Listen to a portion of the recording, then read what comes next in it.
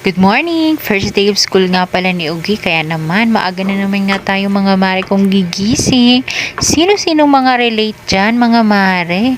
Heto nga, nagluto na rin nga po ako ng aming ulam ngayong agahan. At hayan, nagluto din nga ako mga mare ko nitong meatloaf.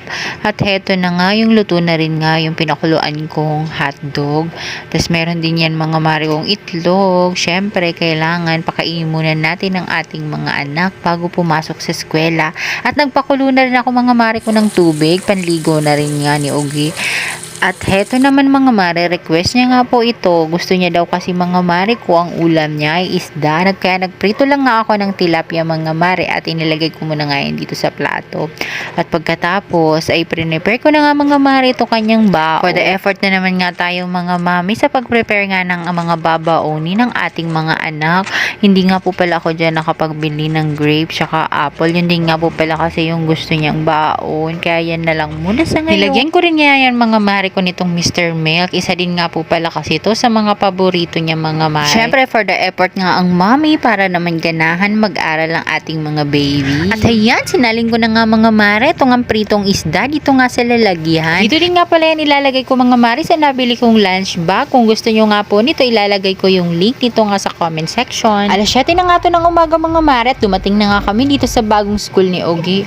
Naglalakad muna nga po ang aking anak dahil medyo malayo-layo nga mga mare ko yung naparkan ko. Madami na kasi mga mare ko mga sasakyan kasi marami na rin nga po talaga yung nagsihatidan sa kanilang mga anak papunta nga dito sa eskwela. Syempre, for the support nga mga mare ko, yung ating mga mommy at daddy dyan. Medyo magkalayuan din nga mga mare itong nilalakad namin papunta nga sa bagong room ni Ogie. Pero since excited nga yan mga mare, syempre hindi nga po yan napapagod ang aking anak. May pa-welcome back program din nga mga mare ngayong araw na to sa mga bagong estudyante rito. At heto, konti pa lang nga mga mare ang mga estudyante dahil napakaaga pa nga nang dumating kami. Sa mga oras na nga yan mga mare ay nakapasok na nga ng kanyang classroom itong si Ogie at ako naman nga mga mare nakaupo muna nga ako dito sa may gilid na naka-standby muna nga ako dyan mga mare. Hayan, magsisimula na nga mga mare ko ang teacher.